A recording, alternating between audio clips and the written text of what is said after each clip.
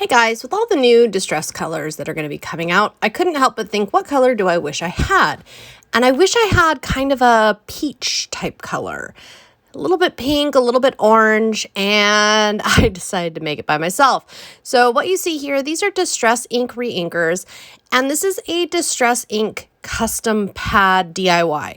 What that means is with these re-inkers, you can make your own pad. You could make stripes, you could make patterns. You could also do what I'm about to do, which is get super crazy and make your own color. So I think optimally to do this, you would put all the re-inkers into like a little cup, stir it all up, and then pour it on. However, I kind of wanted an ombre effect, and I wanted when I stamp into this to sometimes get a little more pink, sometimes get a little more orange. So what I did is, to begin with, the super pale color spun sugar. I put the most of that, and that's the one you're going to see me put the most of. But then I also have a little bit of picked raspberry and a little bit of spiced marmalade, and I just kind of put them all on there because, as you can see, they're sitting on top. So what this does with the re-inker, you are inking your own pad. So you are using the concentrate and creating an ink pad. This is actually going to use a lot, like half a bottle of the spun sugar, all said and done. And what kind of happens at the start is the whole thing is dry. So the whole thing is trying to soak up this ink, and you want it to. You want it to soak down into that pad. So you don't want to short this. You want to really keep going for it. But I like to give it a minute and let it soak. And sometimes I'll do something else, like I'm looking at other colors there, or I'm considering other things. And I put the lid on because you obviously, with your ink pads, you don't want to just leave them with no lid. So looking at this, I feel like absolutely need a ton more. So I'm just kind of putting some more on, and I'm really just playing with, how does this work? Do I like it? Is it enough? And if it's not enough, we add more.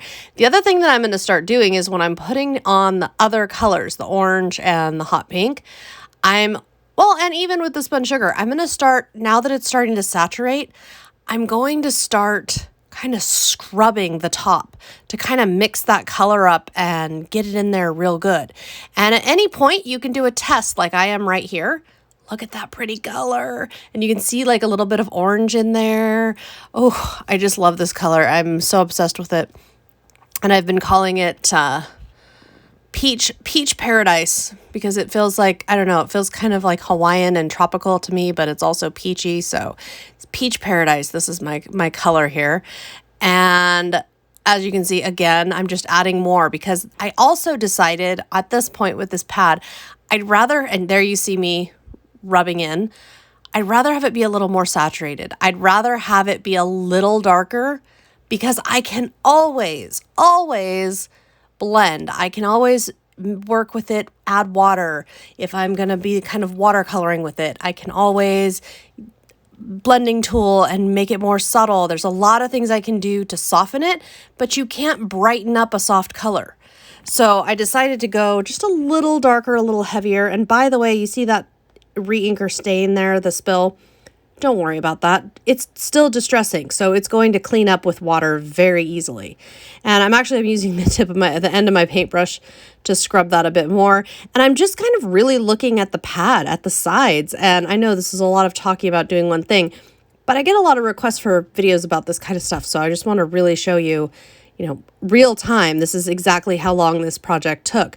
Now, why would you want a custom ink pad? Well, most of the time I see people doing like ombre, stripes kind of things with these. I just wanted my full own color. That was just my color that I don't want to wait and see if they might do one. I just want the color.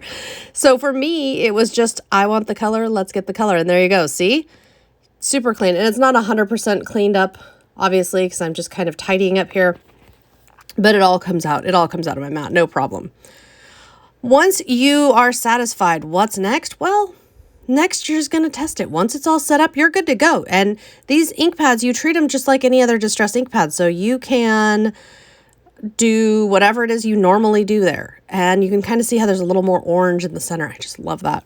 So you can stamp with it. You can color with it, blend with it. Whatever it is that you do with your dye ink pads, you can do with this here. And if it needs a little more rubbing and mixing there to get things going, that's fine too. It's all going to be a process. It's all going to be part of what you do.